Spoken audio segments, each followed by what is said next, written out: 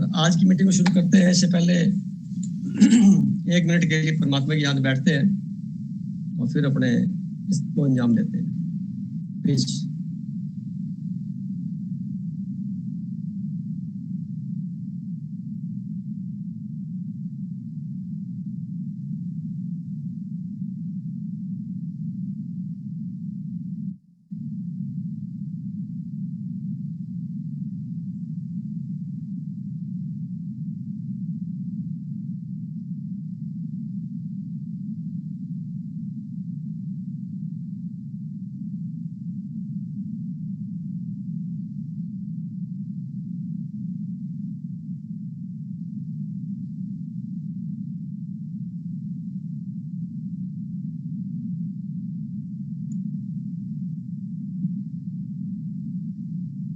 Okay,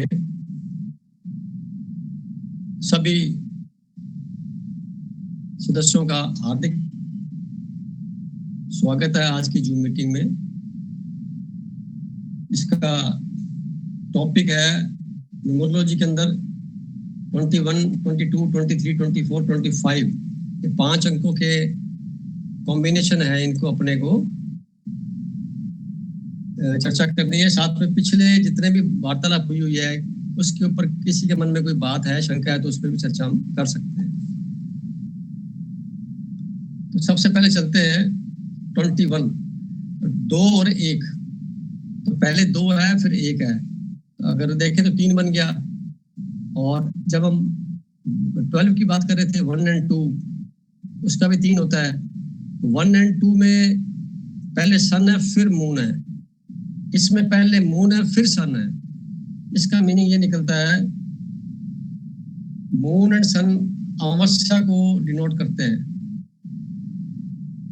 यानी सन का वर्चस्व ज्यादा होना। यानी इसमें क्या हुआ है, मून जो है वो सन के करेक्शन में पहले मून सन के बाद आता, सन से पहले आ गया, मून पहले आ गया और सन आ गया बाद में। तो सन मून के पास चले, अमावस्या हो गई।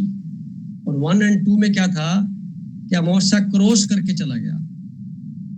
तो दोनों में अंतर ये है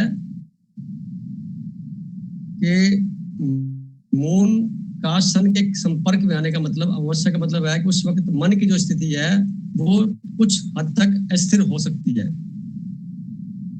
यानी ज्यादा नेगेटिविटी की बातें हो सकती है, थॉट्स बढ़ सकते हैं। अगर उसका स्वभाव ज्यादा नेगेटिव है तो ज्यादा सोचा जाएगा, डिप्रेशन हो सकता है। पर ये जीवन भर की बात नहीं है। ये जब जब मून और सन का कॉम्बिनेशन होगा ट्रांजिट के अंदर होरोस्कोप के माध्यम से, तब तब ये फीलिंग होगी। महीने के 3 दिन मान लीजिए थोड़ी परेशानी इनको ज्यादा रहेगी। और अच्छी बात यह है कि दोनों को जोड़ने से 3 अंक बनता है, ये बृहस्पति का अंक है। तो इसका मीनिंग ये होता है कि उदारता के साथ आदमी आगे बढ़ता है। और 21 को वैसे ही बोलते हैं, 21 पॉजिटिव शब्द होता है।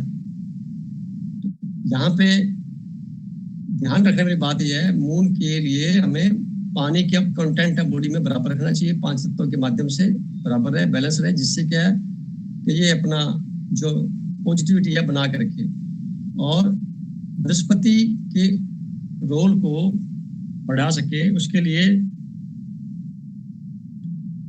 अब इसको मैं से कह सकता हूँ कि दूध के अंदर हल्दी डाल के पी जाए, केसर डाल के पिया जाए, हल्दी का प्रयोग ज्यादा किया जाए, और yellow colour, cream colour, white colour और गोल्डन कलर, रेड कलर का इस्तेमाल करने से इनका जो कैरेक्टरिस्टिक्स है 21 के वो मेंटेन रहते हैं, इंप्रूव रहते हैं। अब आते हैं 22 पे। तो ये मून प्लस मून, यानी ये सेंटिमेंटल लोग होते हैं ज्यादा और बहुत जल्दी से निर्णय ले लेते हैं, जल्दी के तरफ आकर्षित रहते हैं। दोनों का टोटल करने से 4 बनता है, राहु ग्रह। तो यहाँ पे निर्णय कई बार सकारात्मक होते हैं, कई बार नकारात्मक तेजी से हो जाते हैं। यानी उसका जल्दी से निर्णय लेना जो है वो प्रभाव देता है इस बात का कि अगर सोच लिया जाता है तो काम सही होता है सेंटिमेंट्स के आधार पर, यानी इमोशनल ज्यादा होते हैं ये लोग बाग। तो इसको रोकने के लिए, इसको बैलेंस करने के लिए जरूरी है यहाँ पानी की मात्रा शरीर में बराबर बनी रहे। कम हो गई तो फिर राहु नेगेटिव पार्ट इसमें इन्वॉल्व हो जाता है। और इसके अलावा पानी जो पिया जाए वो पहला पानी सुबह वाला वो प्लेन ना हो, उसके अंदर कुछ ना कुछ मिक्सचर, जैसे सौंफ का पाउडर डाल दिया जाए, अजवाइन डाल सकते हैं, चीनी डाल सकते हैं, तुलसी डाल सकते हैं, नींबू डाल सकते हैं, शहद डाल सकते हैं, इसको मिक्स करके पिया जाए जिससे इनका वर्चस्व बना रहे। इससे अगला अंक है 2 3, टोटल बनता है 5। 2 मून एंड जुपिटर, ये गज केसरी योग हो जाता है, ये मैं जिक्र कर चुका हूँ। गज केसरी योग जो होता है वो ज्योतिष की भाषा में एक सर्वोपरि योग मानते हैं। इसका मीनिंग ये होता है कि वर्ल्डली कंफर्ट्स गारंटेड होते हैं, मेहनत के साथ परिणाम मिलेंगे ही मिलेंगे, गारंटी के साथ में, पॉजिटिव। और ये दुनिया कुछ दे के जाने वाले होते हैं, रिसर्च स्कॉलर होते हैं, टीचर होते हैं, ओरेकल अच्छे होते हैं, अच्छे वक्ता होते हैं, अच्छे स्वभाव में रह करके ये कुछ योगदान देते हैं समाज को। 5 अंक बन जाता है ये बुध ग्रह का, ये दोनों के लिए एंटी है। यानी इसको मैं से कहूंगा कि जो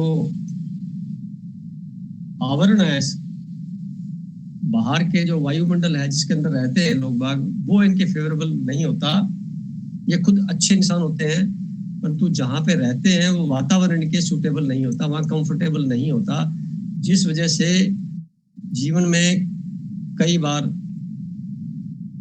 लगता है कि ज्यादा परेशानियां झेल रहे हैं। तो इन लोगों को सलाह दी जाती है कि घर में जितना भी सोना पड़ा हुआ है, सोना जितना पड़ा हुआ है स्पेयर में, वो ग्रीन रंग के पेपर पे लपेट के रखा जाए, जिससे एक साइकोलॉजिकली असर पड़ता है कि बुध ग्रह को हमने अपने लेवल पे ठीक रखा। और घर के अंदर तुलसी, मनी प्लांट और हरे रंग के जितने छोटे पौधे हैं सारे आप लगा सकते हैं, ऐसे लोगों को राहत देंगे, तुलसी से बहुत ही राहत मिलेगा 2 3 अंक वालों को। अब 2 4 की बात करें तो ये बनता है 6, 2 और 4 6 अंक हो जाता है। 2 हो गया मून, 4 हो गया राहु और कॉम्बिनेशन में 6 शुक्र ग्रह। तो दोनों का कॉम्बिनेशन जो है वो तो अच्छी बात बताता है, वीनस का अंक बनता है। चूंकि अलग अलग देखें तो मून और राहु ये ग्रहण की तरह असर करता है, तो जीवन में कॉन्फिडेंस की भारी कमी को बताता है ये 24 अंक। तो इससे निजात डालने के लिए क्या किया, इसको समाधान क्या हो सकता है? इसमें हमें मून की मात्रा बढ़ानी होगी, मून को प्रबल करना होगा, जिससे राहु का बैलेंस जो है कम रहे, तो परिणाम सकारात्मक हो जाएंगे। दूसरा, वर्ल्डली कंफर्ट्स की जो आइटम्स है उसके प्रति हमें प्रयास करने चाहिए, जितना हो सकता है उसको फुलफिल करने के लिए। मून के लिए तो ये हो जाएगा कि शरीर में पानी की मात्रा बराबर रखी जाए, और दूसरे शब्दों में कहें राहु के असर को कम करने के लिए बृहस्पति की सपोर्ट ली जाती है। तो उसके लिए फिर वही केसर वाला दूध या हल्दी वाला दूध पिया जाए, जिससे क्या है राहु का असर कम हो जाएगा, तो ग्रहण की मात्रा में कमी आ जाएगी। दूसरा, घर में साफ सफाई के साथ में वर्ल्डली कंफर्ट्स का प्रयास करना, जितने ज्यादा होंगी उतना ज्यादा आकर्षण के माध्यम से ये अंक वाले ज्यादा लाभ ले पाएंगे। अब इसके लास्ट में आता है 2 और 5, मून एंड मरकरी, ये टोटल बनता है 7। 7 अल्टीमेट अंक होता है। 2 मून 5 मरकरी, दोनों आपस में कंफर्टेबल नहीं है, फिर भी जब इकट्ठे होते हैं तो इसमें मरकरी वाणी का कारक है, हरे रंग का कारक है, छोटे प्लांट्स का कारक है। तो ऐसे लोगों को प्लांट्स के संपर्क में जितने आएंगे तो मरकरी सेटिस्फाई कर पाएंगे, तो 7 अंक का लाभ मिल जाएगा इनको। तो घर में प्लांट्स इनके लिए कंपलसरी हैं, 2 5 के लिए लगाएं तो उसका फायदा मिलेगा इनको। और मन का तो ज्यादा असर इस पर नहीं पड़ेगा, मरकरी का ज्यादा असर पड़ेगा। तो मरकरी जो है वो वाणी के माध्यम से कई बार नाराजगी हो जाती है, तो ये उसका परिणाम है। ये 25 आज हमारे 21 25 का जिक्र हो चुका है। किसी का मन में कोई बात आ रही है उसके संदर्भ में तो आप मेरे से पूछ सकते हैं, स्वागत है। सर जैसे आपने बोला राहु को शांत करने के लिए दूध पिया जाए हल्दी वाला या केसर वाला, ये राहु को शांत करता है कि वैसे ही सबके लिए ठीक है? ये बेसिकली तो जैसे अब तिलक लगाते हैं केसर का यहाँ पे जी, तो उंगली से लगाते हैं, इस उंगली को लगाने के बाद चूस लिया जाए। अच्छा, केसर अंदर चला गया डायरेक्ट जी। जैसे केसर अंदर जाएगा गले के अंदर से, ऐसा माना जाता है कि उसके जो सब्सटेंस हैं वो अंदर जाकर के जितने भी बैक्टीरिया, राहु मतलब बैक्टीरिया जी, जो होल गैसेस हैं और नेगेटिव बैक्टीरिया है जो हमारे शरीर के लिए फायदेमंद नहीं है, वो उसी वक्त शांत हो जाएंगे, खत्म हो जाएंगे या फिर डिस्ट्रॉय हो जाएंगे। तो राहु बाहर आ जाएगा, ऐसा बोला जाता है। केसर अंदर गया, राहु बाहर आ गया, हल्दी अंदर गई, राहु बाहर आ गया। तो अब ये हमारे शरीर के अंदर जो फिनोमेना है उसको प्रभावित करता है। ये केसर में ताकत है, बृहस्पति रिप्रेजेंट करता है पूरा ही, और हल्दी भी ऐसे करती है। तो हम हल्दी का प्रयोग सब्जी में रखते इसीलिए है कि जितने शरीर में हल्दी जाएगी तो एंटीबायोटिक्स है मेडिकली, तो परंतु एस्ट्रोलॉजिकली ये बड़ा रोल अदा करती है जुपिटर का।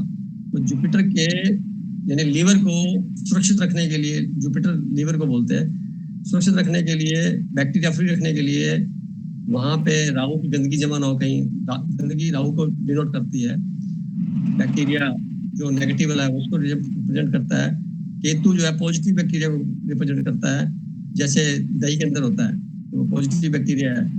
जीवाणु बोलते हैं, कीटाणु बोलते हैं, कीटाणु राहु है, जीवाणु जो है केतु है।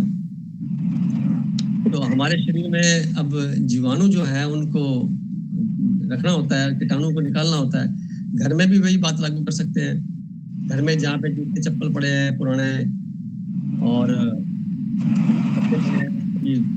किसी प्रकार का जंक पड़ा हुआ है, लकड़ी पड़ी हुई है पुरानी, कोई काफी कुछ पड़ा होता है, पैकिंग मटेरियल पड़ा होता है, जूते चप्पल पड़े तो होते ही हैं, ये सारे के सारे क्लटर इकट्ठा हो जाता है। तो उस घर में एक प्रकार का नेगेटिविटी का वाला माहौल जल्दी से डेवलप हो जाता है।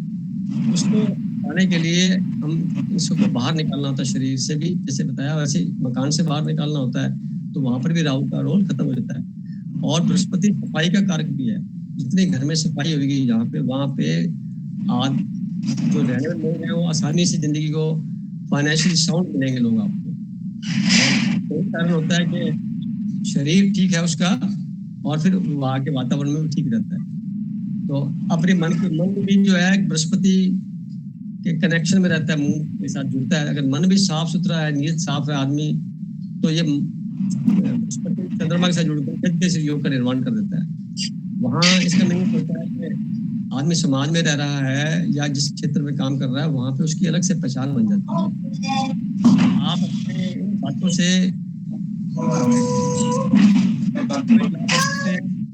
बाहर वातावरण से भी वही चीज ले सकते हैं। क्लियर हुआ? क्लियर हो गया सर, और कोई बात हो गया?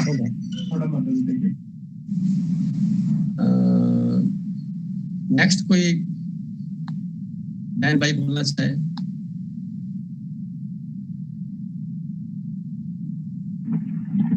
गुड इवनिंग सभी को। मोनिता जी नमस्ते, भाइये जी नमस्कार सर। मैं ना जैसे आजकल आदत हो गई कि हर चीज कैलकुलेट करते रहना, तो मैं यूं ही ऐसे मेरे दिमाग में चल रहा था 2020 का जो साल था सर, उसका मैंने कैलकुलेशन, 2020 का 4 होता है जो कि राहु का नंबर है, और उसी साल कोरोना का अटैक हुआ था जो बहुत पूरी दुनिया के लिए विध्वंसकारी था। तो राहु का वो नेगेटिव इफेक्ट ऐसा मुझको लगा है ना, बैक्टीरिया। जी जी, वायरस था ना वो, कोरोना वायरस।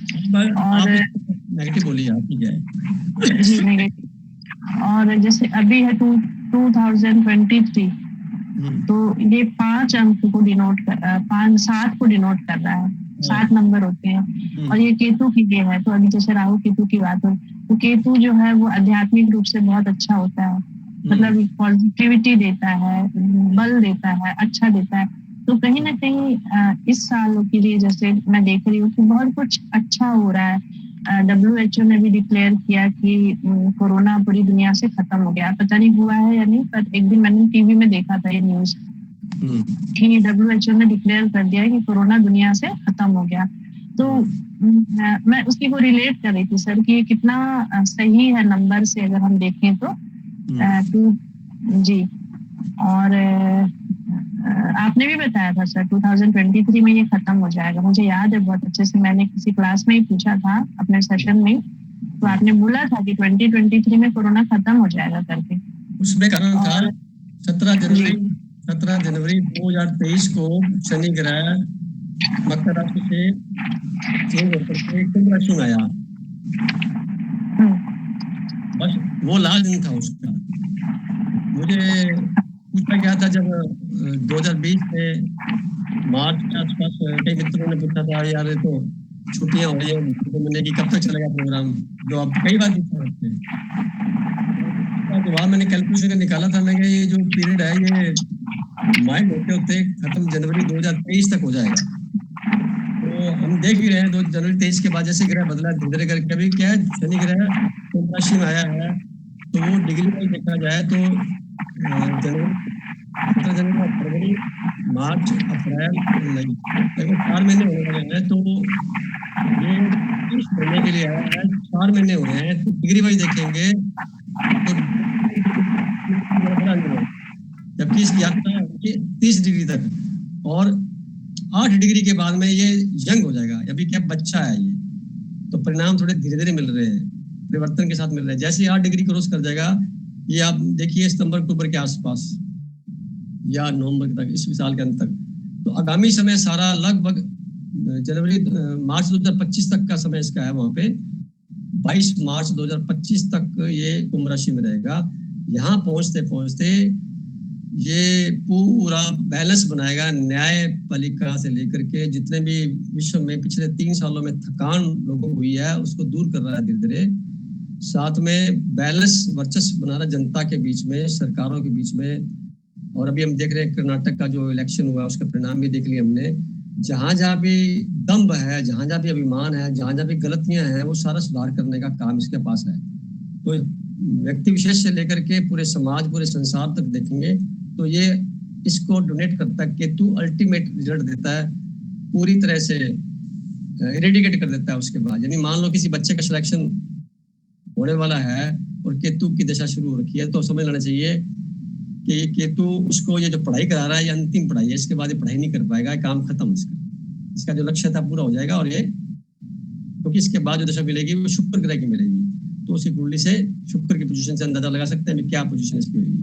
तो यहाँ एक संकेत मिलता है ट्रांसफर का, किसी का बदलाव आने वाला है, किसी की प्रमोशन होने वाली है, किसी का घर नया बदल के शिफ्ट होने वाला है, किसी का कोई व्हीकल बदलने वाला है। वर्ल्डली कंफर्ट्स को पूरा करने, कंप्लीटमेंट करने का जो काम है वो अल्टीमेट मतलब है पेंडिंग नहीं छोड़ने वाला, क्लियर कर देगा, बस खत्म हो गया काम इसके बाद। तो वो समय चल रहा है, ये अधिकांश लोगों को फायदा ही देगा इस साल, उनके शारीरिक तौर से भी लाभ देगा और वर्ल्डली कंफर्ट्स को भी इंप्रूव करेगा, जनता को भी बहुत राहत देगा। जो लोग बेचारे परेशान थे पिछले 3 सालों में उनको तो राहत दे ही रहा है। इसके अलावा आध्यात्मिक ग्रह है ये, राहु सांसारिक ग्रह है, राहु बैक्टीरिया है वो जो कि हमारे शरीर में कीटाणु पैदा करता है, गंदगी को रिप्रेजेंट करता है। ये केतु आध्यात्मिकता के साथ में, सफाई के साथ में बृहस्पति का शिष्य मानते हैं उसको शनि का शिष्य मानते हैं राहु को। तो इसको जो बृहस्पति का शिष्य मानते हैं, तो बृहस्पति की क्वालिटी क्या है? उदारता के साथ में ज्ञानवान और पूरा भरपूर, जैसे हम कहेंगे कि एक प्रकार से सलाहकार बोलते हैं, अच्छा हर प्रकार से गुरु जी बोलते हैं, गुरु की भूमिका में होता है, तो उसका ये शिष्य हो जाता है। तो अब ऐसी स्थिति में उसका रोल जब चल रहा हो तो आप मान के चलिए शिष्य गुरु से ज्यादा अलर्ट होते हैं, तो वो काम को अच्छी तरह से कर पाने में समर्थ रहेंगे। तो इस साल सभी के लिए अच्छा रंग लाएगा, वैसे मैं सोचता भी हूँ, मेरे को लगता भी ऐसा होगा। इसके अलावा जो है इंडिविजुअल की कुंडली में देखेंगे, बात करेंगे तो वहां भी बेनिफिट मिलेगा उसका। ये साल अंतिम चरण में यानी उसका काम हो गया, जैसे पेंडिंग पड़ा था कई सालों से, तो ये 7वां अंक उसको भरपूर कर देगा। एक बात और कहना चाहूंगा, 7 अंक वाले किसी जगह जाते भी है ना, यानी किसी के घर चले जाएं, किसी शॉप पे चले जाएं, किसी मॉल में चले जाएं, सिनेमा घर में चले जाएं, प्लॉट खरीद ले में, कॉलोनी में चले जाएं, जहाँ पे पहले से उजाड़ पड़ी हुई है, खाली पड़ा है, ये जैसे ही वहां पहुंचेंगे वहां पे बाहर आ जाएगी एक प्रकार से, क्योंकि वहां जो रुका हुआ जो भी कार्य है ना, वो ये जाते ही इनकी एनर्जी से वहां आसपास का माहौल में पॉजिटिविटी बन जाएगी और वो संपन्नता बढ़ने शुरू हो जाएगी। अब किसी से भी पूछ के बात कर सकते हैं, जिसका भी 7 अंक है, जहां जहां भी जाएंगे, पहले वहां पे हो सकता है किसी दुकान में खाली लोग बैठे हो, तो जैसे ही जाएंगे वो भीड़ बन जाएगी, भीड़ चले लग जाएगी, या कोई एनर्जी का फ्लो कुछ इस प्रकार का होता है। अब ये फ्लो सभी के पास होता है, इसको हम अपने आध्यात्मिक शक्तियों से बढ़ा सकते हैं और भी कर सकते हैं कार्रवाई। तो बहन जी और कुछ बात करना चाहेंगे? होगी बात तो जी जी जी सर, मैं एक और चीज पूछना चाह रही थी कि जैसे कहते ऑरा जो होता है तो एक आध्यात्मिक ऑरा अलग चीज है, और दूसरा जैसे मान लो हम बात करें विवेकानंद जी की, या अमिताभ बच्चन, या जवाहरलाल नेहरू, महात्मा गांधी, ये जो पॉलिटिशियंस है या फिल्मी एक्टर्स, लोग इनकी तरफ भी तो उतने ही अट्रैक्टेड होकर आते हैं, या क्रिकेटर्स हैं, तो इनके ऑरा में और एक आध्यात्मिक ऑरा में क्या फर्क है, मैं ये जानना चाह रही थी सर। देखिए, ये बात आ गई, एक राहु की बात आ गई, एक केतु की बात होगी।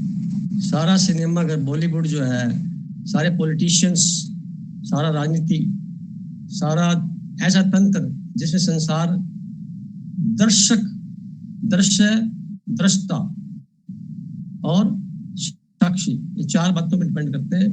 बाकी लंबी बात है, तो अधिकांश लोग दृश्य बनना पसंद करते हैं। अधिकांश लोग ना दृश्य बनना पसंद करते हैं। मुझे देखो, मेरे को देखो, मेरे काम को देखो, मैं ये मैं वो, नाम, फेम, प्रसिद्धि, मेरे सामान को, मेरी बिलोंगिंग्स को देखो, दिखाने में, आडंबर में ज्यादा विश्वास रखते हैं। इस बात से आप सहमत होंगे।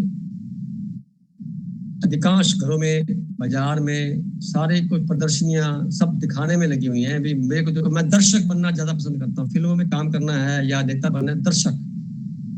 क्या ये जरूरी है कि समाज सेवा हमें पॉलिटिक्स ज्वाइन करके करनी होती है?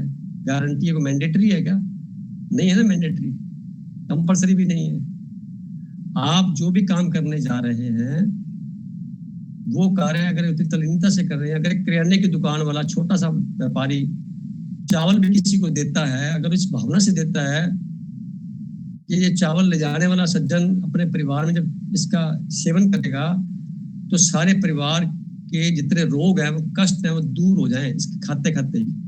या अनाज बेचने वाला, या अनाज पैदा करने वाला, या अनाज को आगे पीसने वाला, या फिर पत्नी खाना बनाते वक्त ये भोजन बनेगा, खाने वाले सारे तंदुरुस्त बने रहें, उनकी शक्तियां भरपूर हो, और इसी प्रकार से कोई शरीर में दुविधा है तो दूर हो जाए। वाटर वर्क से पानी देने वाले लोग, बिजली देने वाले लोग, या कपड़े बेचने वाला व्यक्ति कपड़ा लेके जाए और इतना अच्छा निकले, इसका जीवन सुधर जाए और कपड़ा पहनते ही सारे काम सफल हो जाए। ऐसी भावनाओं से, या वो नक्शा बनाने वाला बंदा है जैसे हम जैसे बैठे हैं, दुआओं के साथ भी ये मकान स्वर्ग बन जाए, अगलेगा नरक न रह जाए, कहीं गलतियां हैं तो ठीक हो जाए, पत्नी सुरक्षित रहे।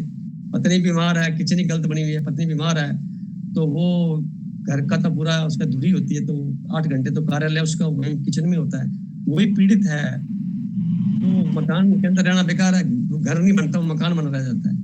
तो मैं आज तक पिछले 25 सालों में डीएनए के दौरान यही भावना से काम करता आ रहा हूँ, और यही मैं सबको संदेश देता हूँ कि काम कुछ भी करिए, आप अपनी जो योग्यता है उसको आप दिव्यता में कन्वर्ट कर लीजिए। ये केतु के शुभ लक्षण पॉजिटिव है। ये अध्यात्म की शक्तियां, अध्यात्म की सोच बताते हैं। जो राहु होता है वो संसार से जुड़ा हुआ होता है, आकर्षण से जुड़ा होता है। जिसके पास बहुत सारे पैसे इस वक्त हैं, वो राहु की रूप के अंदर ही आप देख पाएंगे।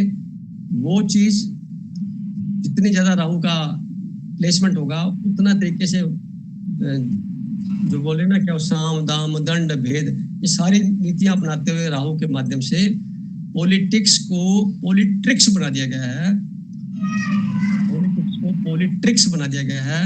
और जो व्यक्ति जितना ट्रिक्स के अंदर कामयाब है वो राहु का रिप्रेजेंटेटिव है।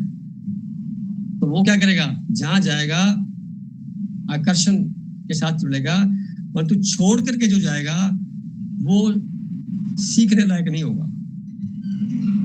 आप इस बात को नोट करिए, जो दिखाएगा, करेगा, रहेगा, व्यवहार करेगा, वो सारा ठीक है, परंतु ऐसी छाप छोड़ के दुनिया से जब जाएगा, ऐसी छाप छोड़ के नहीं जाएगा। वो कुछ ना कुछ ऐसा छोड़ जाएगा जो गलत होगा, वो सब लोग उसके भुगतान करेंगे, क्योंकि वो राहु ग्रह खराब करता है चीजों को। केतु क्या करता है, कट कर देता है वहां से। मान लो पानी खराब कर दिया, ये केतु राहु का परिणाम हो गया। और पानी जितना आ रहा था उसके बाद कट लग गया, तो केतु का हो गया।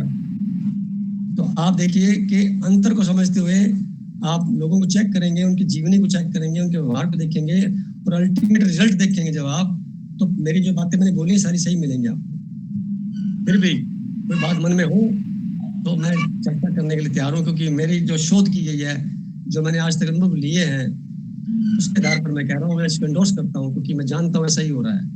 और सच को बोलने में गुरेज नहीं करना चाहिए, कुछ बोलना चाहिए। और बोले कुछ बात सर, इन्हां चीज़ां दा फर्क पैंदा है। थैंक यू जी।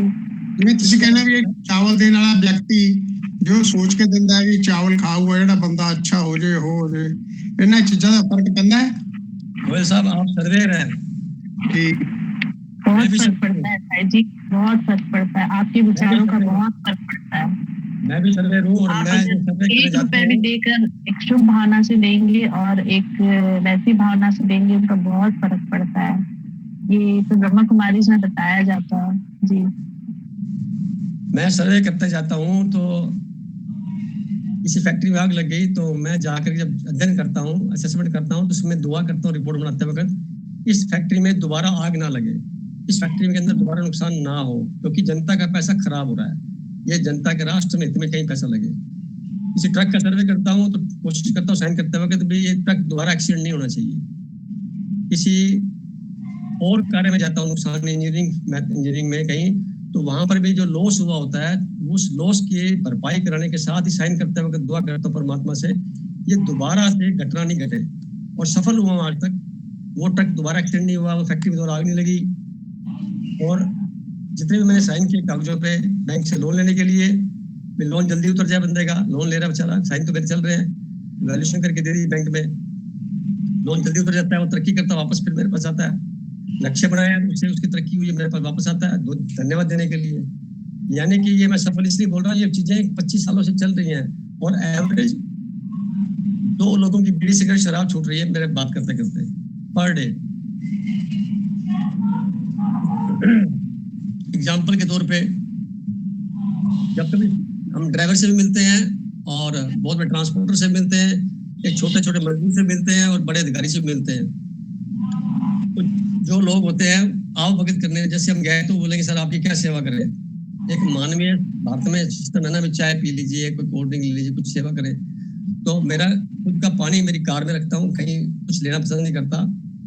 और दूसरी बात, रिश्वतखोरी मैं बहुत खिलाफ हूँ, गलत कामों के बिल्कुल सख्त खिलाफ हूँ मैं। तो ऐसी स्थिति में जब कार्य कर रहा होता हूँ मैं, तो मैसेज तो पहले पता होता सबको, और जैसे ही वो बात, आजकल तो कम कहते हैं लोग, पहले बहुत कहते थे सर आप कार से आए हैं, कोई खर्चा होगा आपका, कोई चाय नहीं पी आपने कुछ, तो मैं उसको बोलता हूँ तू मुझे कोई देना चाहता है तो तू जर्दा खा रहा है, इस जर्दे को आज से त्याग दे, आज के बाद जर्दा नहीं खाएगा, तेरी रिपोर्ट जल्दी बना के भिजवा दूंगा और तेरे लिए सिफारिश भी करूंगा कि तेरे को टाइमली पैसे मिल जाए।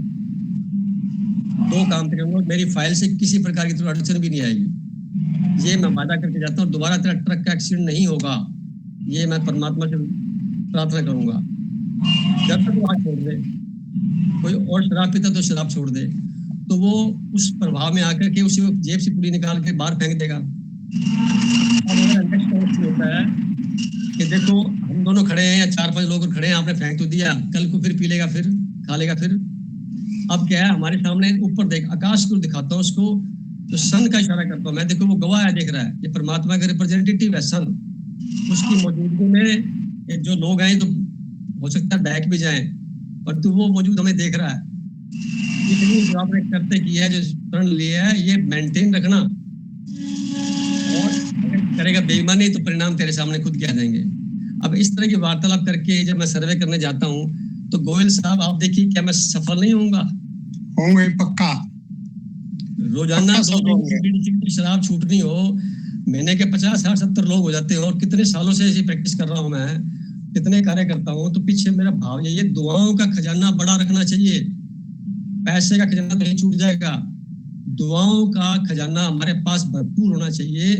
जब वो व्यक्ति दोबारा मिलेगा 2-3 सालों के बाद, 4 सालों के बाद में, तो मेरा पहला क्वेश्चन होता है, वो कहता है सर पहले भी मेरा सर्वे आपने किया था, ओके, तो पहले पैसे मिल गए थे? हाँ से मिल गए थे। तो मैंने कहा फिर और क्या प्लस पॉइंट हुआ, गाड़ी दोबारा एक्सीडेंट तो नहीं हुई? वो क्या नहीं सर, नहीं, दूसरी ली है मैंने, 2-3 गाड़ी और बना ली, उनमें से को हुआ है। तो मैं कहा ये भी आज नहीं होगा। तो ऐसा करके प्रचार होता चला गया गैराजेस में, जहां जहां बीकानेर तक, जोधपुर तक, और इधर का लंबा बिठंडा, और ये आपके तक गंगानगर, हनुमानगढ़ सब। जब जाता हूँ तो लोगों के मन में पता है ये आएंगे सज्जन, तो ये गाड़ी दोबारा एक्सीडेंट नहीं होगी, एक प्रचार ही हो गया। और इनके संपर्क में आने से मतलब फीलिंग एक ओरा, क्या बोलोगे आप इसको, आप ऐसा बोलोगे, आपका इंटेंशन क्या है? ओरा मतलब आपका इंटेंशन, ओरा का मतलब होता है आपका इंटेंशन क्या बनता जा रहा है। आपका इंटेंशन अगर ये है कि लोक सेवा में कि मैं मेरा कार्य ईमानदारी से करूं, परिणाम कुछ भी आए तो आप सफल हो जाएंगे। बात पे ईमानदारी भी आ जाती है, तो ये फर्क पड़ता है। गोयल साहब आप मेरी बात को रिकॉर्ड करिए, जो मैंने लाइन बोली, सब्जी देने वाला अगर सब्जी देते हुए तो ये ध्यान रखे कि ये खाएंगे तो इनका जीवन सुधर जाएगा, अच्छा हो जाएगा, और सारे लोग स्वस्थ बने रहेंगे। यकीन करिए दुआओं में ताकत होगी, कितने प्रतिशत ताकत है वो उसकी खुद की ईमानदारी, खुद की योग्यता पर डिपेंड करती है। पर 1% भी फर्क पड़ता है तो अच्छी बात है, बल्कि वो इसकी जगह पे कम तोले, खराब सामान दे दे और पैसे पूरे ले ले, तो ये फिर बेईमानी की श्रेणी में चला जाता है। आप उसके बारे में क्या बोलोगे जब सामान घर पे खोलोगे ला करके, यार गड़बड़ कर दी इसने, 2 आइटम गलत डाल दिए, होंगे ना, मन से दुआएं तो नहीं निकलेंगी ना। जब आप किसी चीज से व्यवहार करोगे, उससे अच्छा परिणाम मिलेगा, तो मन में क्या आएगा कि यार मेरा कार्य बहुत सुधर गया, परमात्मा इसका भला करे। की बात करोगे आप तो फर्क पड़ता है। ये विचारों का खेल है, आप जैसे विचार जनरेट करोगे ब्रह्मांड में जाएंगे, और विचार मन से निकले हुए मन हर कार्य में सफल होता ही है। मन को लगाना कहाँ है और कितने इंटेंसिटी से लगाना है और कैसे उसका करना है।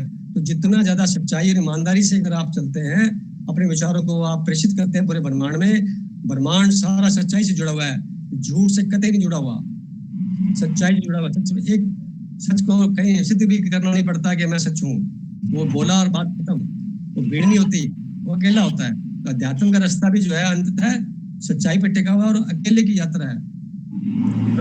नहीं कर सकते, हम समझ सकते हैं, उदाहरण दे सकते हैं, उसको अपने अंदर प्रेरणा भर सकते हैं, यहाँ तक तो सही है। हम उस जैसे बन नहीं सकते।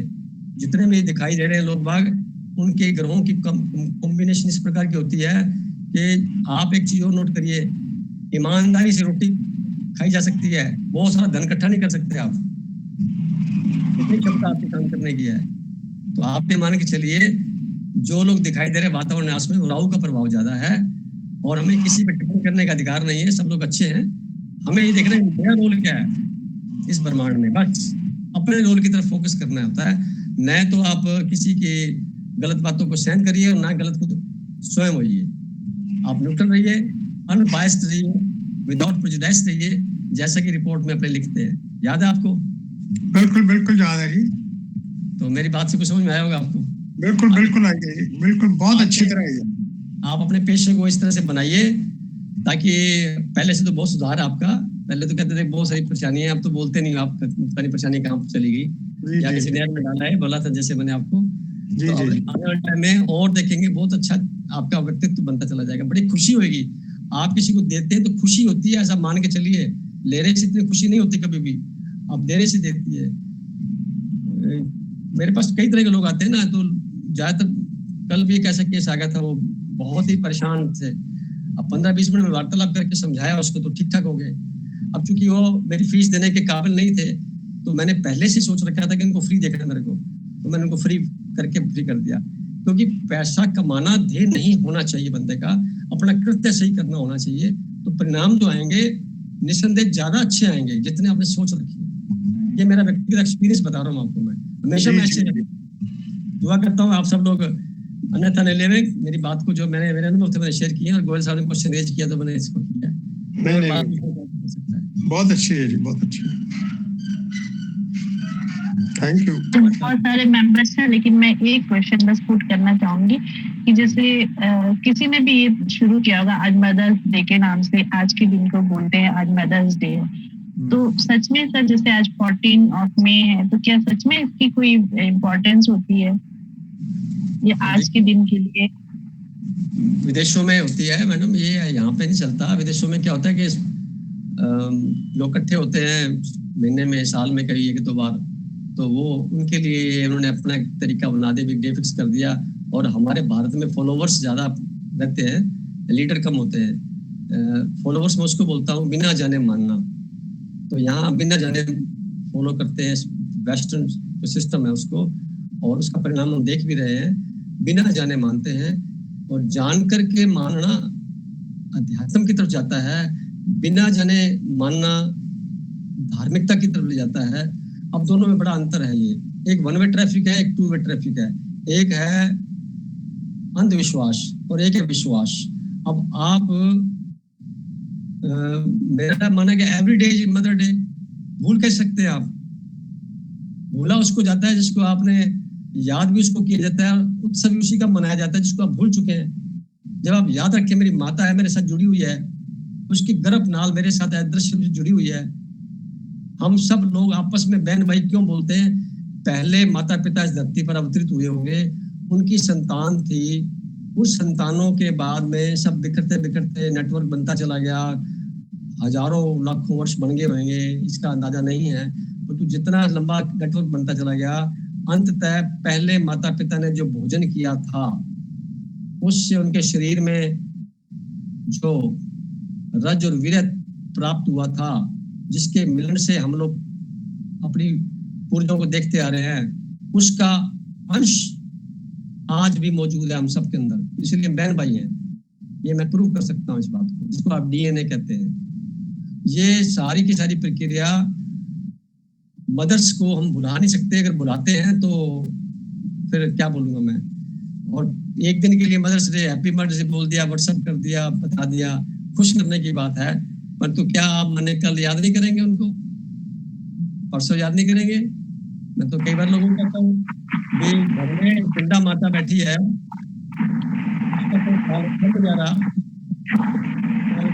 मूर्तियों की तरफ जाकर के माताओं को पता नहीं कहाँ तक आदमी यात्रा करता है। डोंट थिंक सो कि ये करते सही भी है क्या? क्वेश्चन लगता है यहाँ पे भी। अपने कार्यों को चेक करिए, क्या हम क्या कर रहे जा रहे हैं, क्या होने जा रहा है। क्योंकि जागे नहीं है, जागरण नहीं है मन का, मन सोया हुआ है। ये तो अधिकांश लोगों का मन सोया हुआ मिलेगा बहन जी। आप मानिए 0.0001% जागे, कहीं जागे लोग मिलते हैं, बाकी सारे सोए मिले। करोड़ों में से कोई एक व्यक्ति होता है जो चलता है, और लाखों में एक व्यक्ति होता है जो जिज्ञासा पैदा करता है। आपने मोहल्ले में, परिवार में जो कितने इंटेलिजेंट आप हैं, क्या इस तरह के लोग हो रहे हैं क्या वहां पे? इतने क्वेश्चन जानते हैं क्या जितने आप जानते हैं अध्यात्म के बारे में? क्या कितनी संस्था जुड़े हो? ये क्या होता है कि पिछले जन्मों का कुछ विशेष संस्कार होते हैं जो हम सबको मिलाते हैं, और एक दूसरे की वाणी से निकले शब्दों के द्वारा हम आपस में एक दूसरे को इम्प्रूव करते हुए अपने जीवन को सही रखना पसंद करते हैं, ताकि चेक करने की विधि अपने आप से है। और सब लोग अच्छे हैं ऐसा मैं नहीं कह सकता। और माता का तो ऋण उतार नहीं सकते जीवन में। जब कभी याद करो, कभी भी तकलीफ हो तो इस बात को सोचो। कभी बचपन में छोटे थे तो वो गीले में खुद सो जाती थी और हमारे को सूखे में चलाती थी, खुद नहीं खा पाती थी, हमारे लिए ख्याल रखती थी। इतना ख्याल रखती थी, उसको हर चिंता थी बच्चे ने खाना खाया कि नहीं खाया, पानी पिया कि नहीं पिया। वो आज भी टेंडेंसी यही है। मेरी माता जी आज भी इतनी उम्र में 86 ईयर ओल्ड है, आज भी पूछती है क्या हुआ बेटा, खाना खाया कि नहीं खाया। कुछ लिया तो नहीं लिया। वो हर बच्चे से पूछेंगे, पोते से पूछेंगे, पत्नी से, सबसे पूछेंगे। क्यों? मन में उनके एक भाव रहता है कि दूसरों का मुझे ख्याल रखना है। अब रख पाते हैं नहीं रख पाते उम्र के हिसाब से अलग बात है, पर तू भावना तो है ना बीबी, तो उनका ऋण कैसे हम चुका सकते हैं? हमारे सर्वोपरि है वो। तो मैं इसको इमोशनली नहीं कह रहा, ये हमें मानना चाहिए। माता मतलब जननी होती है ना, तो इसलिए उसके बिना हम आते कैसे धरती पर? तो रोजाना ही उनको याद रखना चाहिए, बल्कि उनकी आरती करनी चाहिए, पैर छू कर दिल आशीर्वाद लेना चाहिए। अगर दुनिया में नहीं है तो सुबह 2-3 मिनट 5 मिनट जितना भी समय लगते, आप अपने ध्यान में उसको याद करिए और फिर उसको शुक्रगुजार करते हुए थैंक्स कहिए, आशीर्वाद दूसरों को लीजिए। ये सब विजुअलाइजेशन से कर सकते हैं आप, और इसका परिणाम भी सार्थक है। जी और बात करेंगे इसमें ना सूरज जी ने कहना चाहूंगा। Thank you very much. बोलो भाई साहब। हाँ, मैं कह रहा था कि आपने जो कहा ना, इसमें मानने की जरूरत नहीं, ये जानने की जरूरत है। क्योंकि अगर आपने जान लिया ना, फिर मानने की आवश्यकता नहीं रह जाती। मानते वही जो जानते नहीं है, उन्हीं को पड़ता है जो जानते नहीं। जो जान गया उसको तो मानने की जरूरत ही नहीं है, वो तो फिर जानने वाले स्टेज में आने के बाद तो बात ही खत्म हो जाती है। आप कितनी बड़ी बात कही, कंक्लूजन निकालते इस बात का पूरे गई। मोनिका बहन समझ आ गया आपको ना? बिना मानना नहीं सर, मुझे भी ये अच्छा नहीं लगता है कि एक दिन हुआ मदर्स डे करके व्हाट्सएप पे चलता है। माँ तो हमेशा के लिए ऐसी भगवान की रचना है जो मतलब भगवान के बराबर हम मान लेते हैं। मतलब माँ से बढ़ के कोई भी नहीं है। तो मुझे भी बड़ा अटपटा लगता है जब ये व्हाट्सएप में चलता है हैप्पी मदर्स डे। ये एक दिन का थोड़ी होता, माँ तो सदा काल के लिए रहती है। इसीलिए बस ऐसे ही क्वेश्चन आया जी। देखिए, माँ, भगवान को तो किसी ने देखा नहीं होता ना बचपन में, तो माँ ही तो गाइड करती है, गुरु भी तो वही होती है। तो कुल मिला करके उसका तोड़ नहीं है, ना ही हम उसके बारे में उसको भुला सकते हैं इस बात पे कि कल नहीं होगा।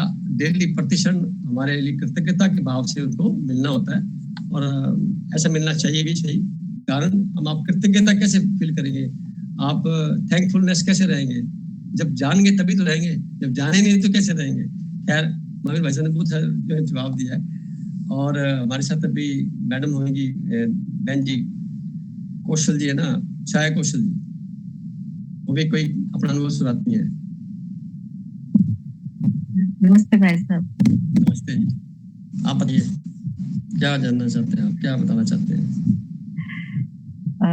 कुछ सर, मुझे तो ऐसा लगता है बस कोई भी प्रश्न पूछते रहे, बस सुनने में जो आनंद आता है ना, वो मुझे लगता है कभी कोई क्वेश्चन पुट कर दे, कुछ कर दे, आप बोलते हो तो मुझे लगता है मेरे सारे जवाब मिल गए।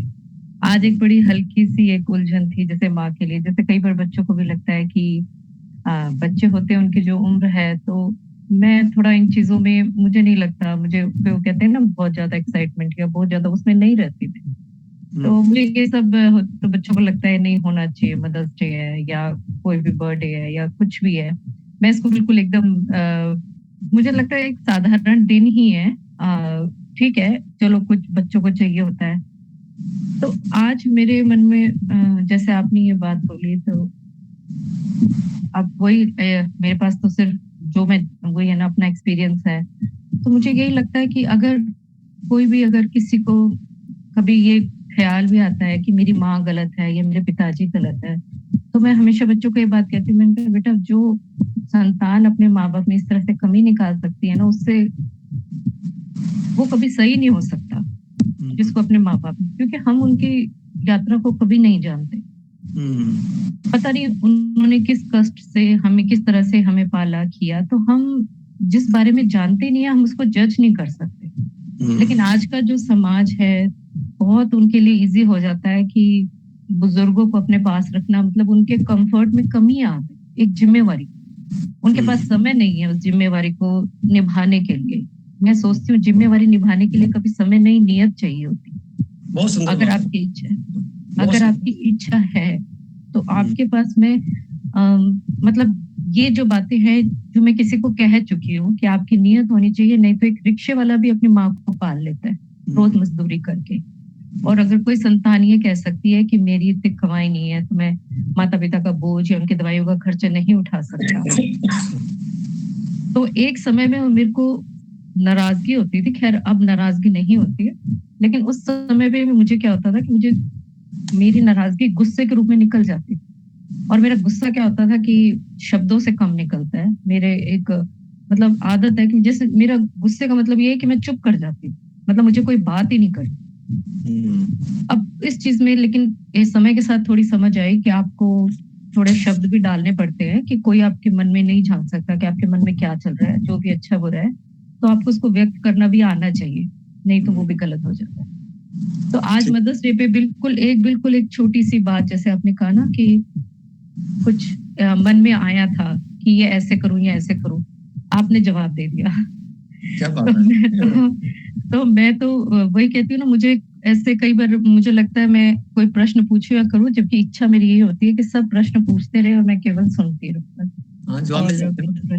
जवाब मिल जाता है इसका। मोनिता बहन जी का शुक्रगुजार है, वो नए प्रयोग करके कुछ नई बातें क्रिएट करती है, रेज करती है। नहीं, मोनिता जी पूछती है, जैसे उनका नया प्रश्न आता है तो मैं फिर उत्सुक हो जाती हूँ, अब वो क्या पूछ रहे हैं, मुझे कुछ और समझ जानने को मिलेगा।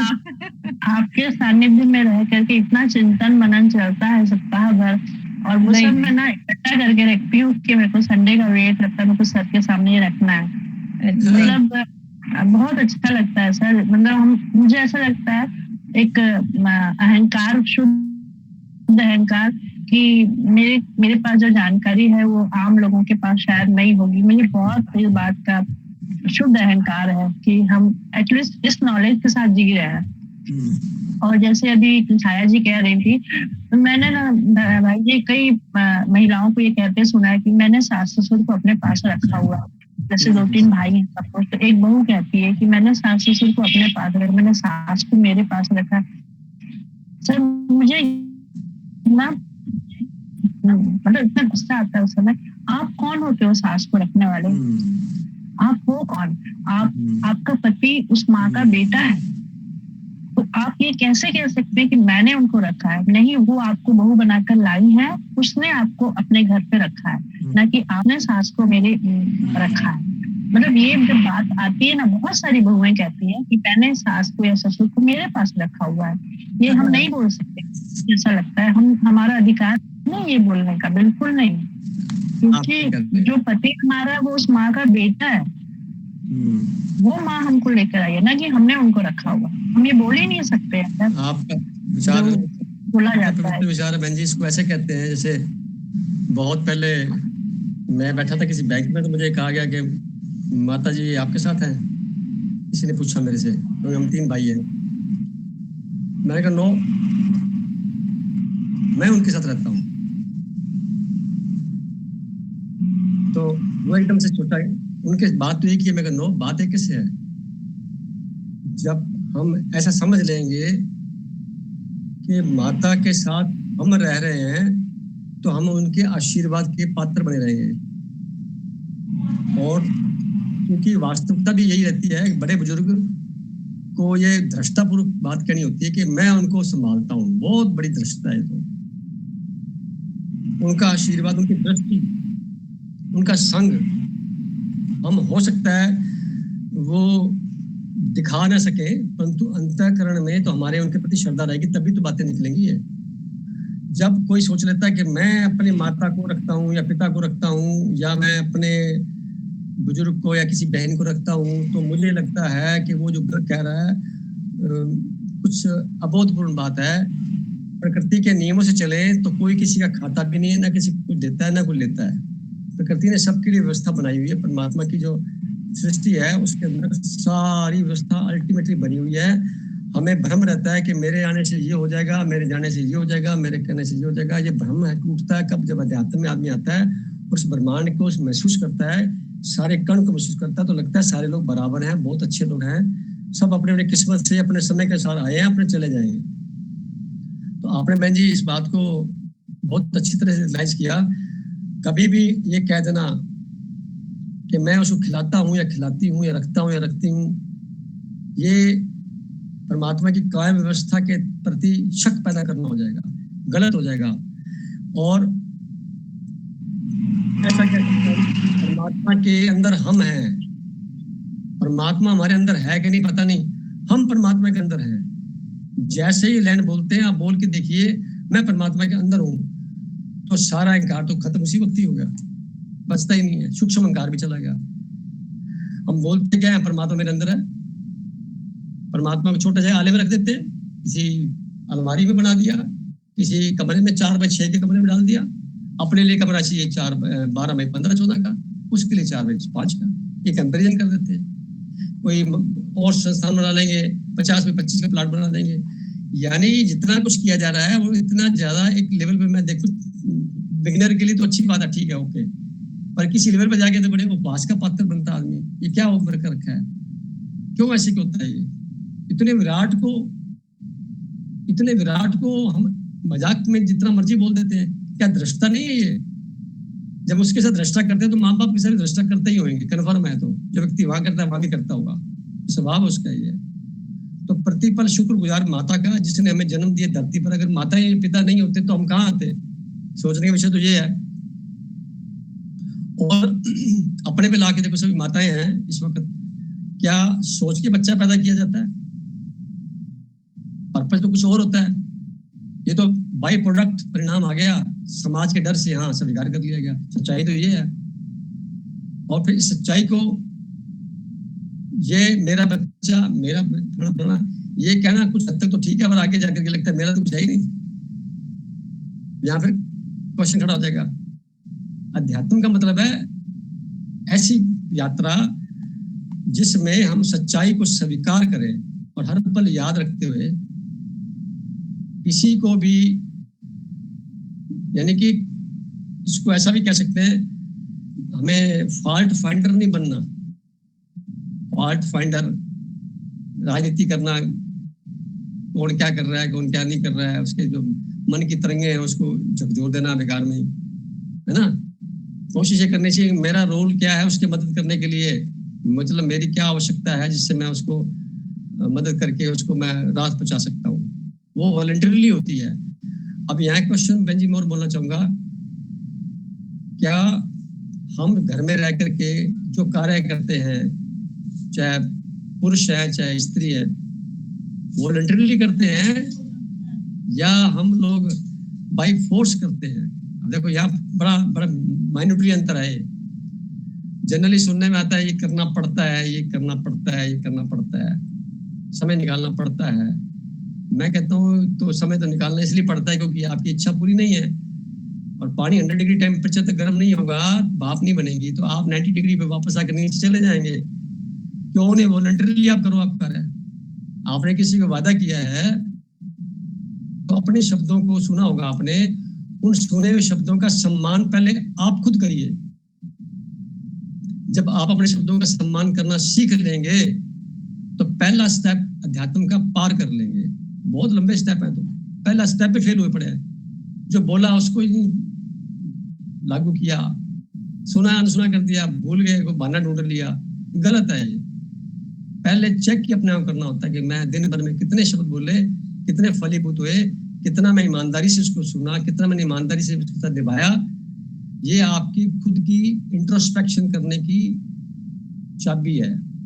रात को सोने से पहले संसारिक लोग में जितने लोगों के संपर्क में आप आए, उनके प्रति धन्यवाद देते हुए परमात्मा के साथ अपने आदर्श रूप से सबकॉन्शियस माइंड के माध्यम से अपनी वार्तालाप थैंक्स के रूप में कर सकते हैं, सबको सौंप सकते हैं, और फिर आप निर्बाध गति से जीवन का अगला दिन देखें। उससे पहले रात अच्छी बीत जाए और ऐसे बीते जैसे रूपांतरण हो गया हो। तो मेडिटेशन और कुछ नहीं है, मेडिटेशन यही मेडिटेशन है। ये आप बड़ी बात को सुनिए, बोलते हुए ध्यान हमेशा सामने होता है। तो मैं कहता हूँ कि सामने तो रखते रखते अपने आप को सुनते भी चले जाइए, तो अंदर रिकॉर्डिंग शुरू हो जाएगी।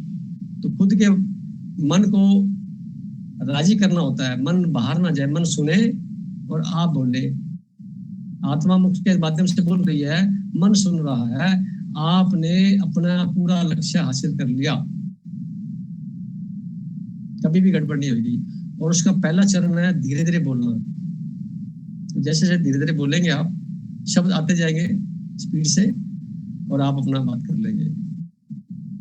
माता हो, पिता हो, बड़े भाई हो, दादाजी हो, दादी जी, जो इतने समाज के बड़े बुजुर्ग लोग हैं उम्र के हिसाब से, ज्ञान के हिसाब से, सब सम्मानित लोग हैं। बच्चे बल्कि ज्यादा ख्याल रखने वाले होते हैं, उनसे हमें सीखना होता है कि वो किस तरह से कुछ देर के बाद में वापस पहले जैसे हो जाते हैं, जबकि बड़े बुजुर्ग नहीं होते, वो कैसे हंसते खेलते रहते हैं, हम नहीं हो पाते, कारण हमें खुशी भूल गए, हंसना ही भूल गए। जैसे तो हंसना इसलिए भूल गए, चेहरा भी वैसे उदासी वाला बन जाता है। फिर आप रोज थोड़ा 5 मिनट 2-4 मिनट हंसिए, हंसने वाली बातें करिए, माता से करिए, पिता से करिए, किसी से करिए, आप अपने भाई से करिए, मजाक मजाक में काम करते रहिए, मजाक मजाक में सारे करते रहिए, तो क्या होगा, जोली मूड बन जाएगा सबका। और आप लोग, ये भी एक पॉइंट है जिसको हमें अडॉप्ट करना चाहिए। ये बिल्ला लगा करके मैं ये हूँ और वो करेंगे तो भाई कुछ भी नहीं होगा, पर सारे परेशान रहेंगे, बिल्ला बिल्ला नजर आएगा। पिता के सामने जाओ बेटा बन के जाना होता है, माता के सामने जाओ बेटा बन के जाना होता है, बेटी बन के जाना होता है, बहन के सामने भाई बन के जाना होता है। अगर बहन छोटी है तो उसका फिर पिता बन के जाना होता है, भाई छोटा है तो उसका गार्जियन बन के जाना होता है, पत्नी के सामने पति बन के जाओ और बेटे के सामने बाप बन के जाओ, जैसे आप बाप हैं, जिम्मेदार बाप हैं, जिम्मेदारी आपकी। तो आज का टॉपिक है, 1 मिनट बचा है। रवि जी, महावीर जी के बातों में समर्थन करते हुए इन्होंने प्रश्न रेज किया है, एक नया सुझाव दिया है। महावीर जी ने भी कुछ 3-4 दिन का प्रोग्राम बनाना चाहिए आने वाले दिनों में, तो सारे लोग सहमत होंगे। पिछली बार जैसे काम किया था रवि जी ने, आगे कुछ संपन्न नहीं हो पाया, इस साल हो जाएगा, क्योंकि अंक 7 चल रहा है ना, 7 अंक का है ना 2023, इस बार पक्का होगा, बढ़िया होगा। और आध्यात्मिक अंक है, आध्यात्मिक चर्चा के साथ में जहां कहीं भी वेन्यू रखा जाएगा, अपने अपनी सुविधा के साथ आ जाएंगे और बहुत ही अच्छा प्रोग्राम बनेगा, ऐसा मानता हूँ। सबकी भावनाएं पूरी होंगी, जो इंटरेस्टेड लोग होंगे आ जाएंगे, 5 हो 10 हो 15 हो कुछ भी हो। तो इस बार अपने मिस नहीं करेंगे, इस बार अपने इसको एक्टिवेट करेंगे। सोने रेडी हैं, छाया जी रेडी हैं, मोनिता जी रेडी हैं, महावीर जी रेडी हैं, पुरुषोत्तम जी भी रेडी हैं, रवि भाई साहब तो है ही, मैं हमेशा चला जाऊंगा। और नीति बहन जी ने पहले घोषणा कर रखी है, मैं हमेशा चली जाऊंगी।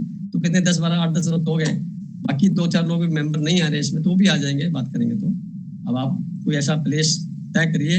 महावीर साहब, मैं तो आपसे रिक्वेस्ट करूंगा कि इस कार्यक्रम को आप कैसे, आप रवि भाई साहब से तालमेल बिठा के कैसे इनको फाइनल करते करिए। मेरी तरफ से यस हाँ है, और मैं चलने को तैयार हूँ, मैं करूँगा, हर तरह से मदद करने को तैयार हूँ। आप ऐसे ना भाई जगह तय कर लीजिए, और अगर किसी का, जैसे आपने बताया कि ऋषिकेश में कहीं आश्रम में थोड़ा बहुत कनेक्शन है, क्योंकि 8-10 कमरे भी अगर चाहिए उसमें, तो अगर आश्रम में किसी का, कई बार होता है कि भाई संबंध है, आते जाते रेगुलरली, ऐसे कुछ व्यवस्था हो जाए तो अच्छी बात है।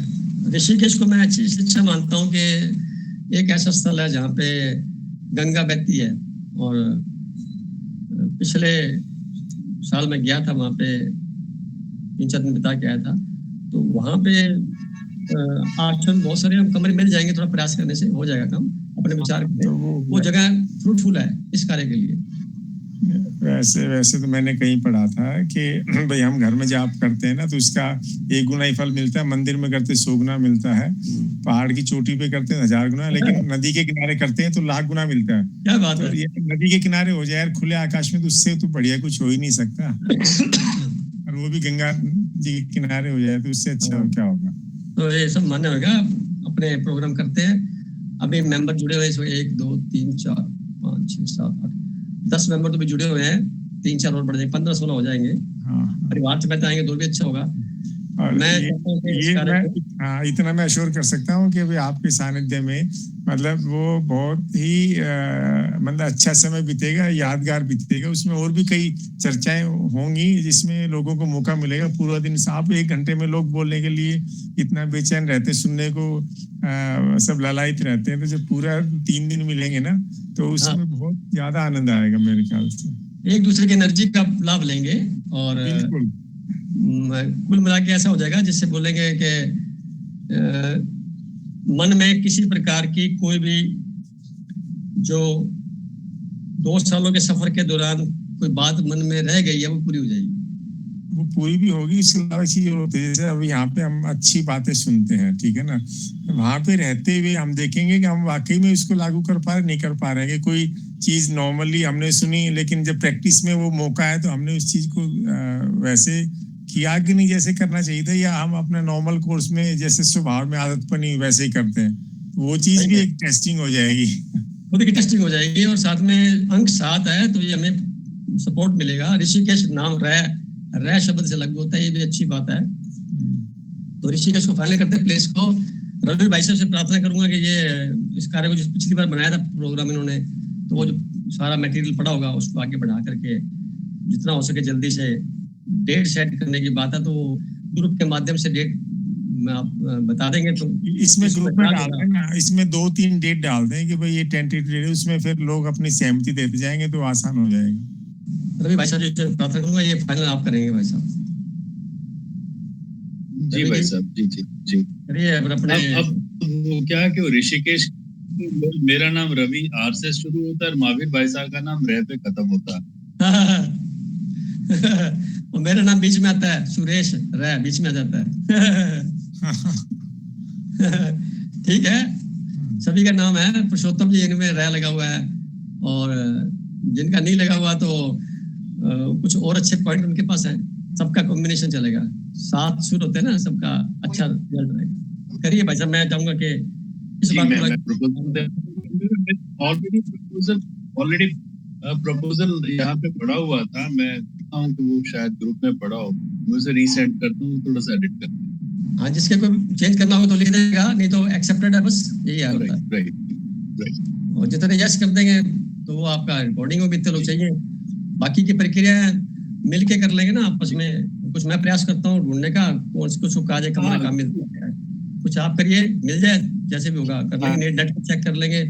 देखो क्या है, आजकल कुछ दूरी नहीं है, नेट हमारे पास है, थोड़ा समय लगाना है और उसके अंदर से हम ढूंढ लेंगे ये यहाँ है, यहाँ इतना रुपया लगेगा, बात खत्म। और ऐसा कंफर्टेबल, जैसे हम वर्ल्डली कंफर्ट्स के साथ में अध्यात्म का आनंद, यानी कि एक हाथ में अध्यात्म दूसरे संसार, और इसका कॉम्बिनेशन बैलेंस बना के जीवन में जिए।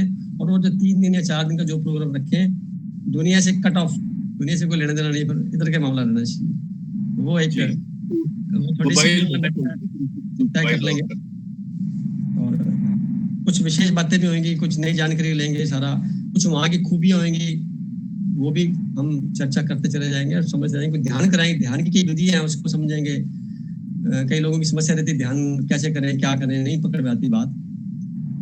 मेरा मानना है कि जब हम रहेंगे तो मैं खुद करूंगा, आपको बताया जाएगा, आप करेंगे, धीरे धीरे रिलैक्स फील करेंगे, फिर आप उस अभ्यास में आ जाएंगे। बस इतनी सी तो बात है, सब हो जाता है, कोई खास बात नहीं है। साथ साथ बैठने सामूहिक तौर से सब हो जाता है। तो आज की मीटिंग को मैं चाहता हूँ कि समय हो गया है, फिनिश करें और सबके अभिवादन के साथ में रुखसत ली जाए।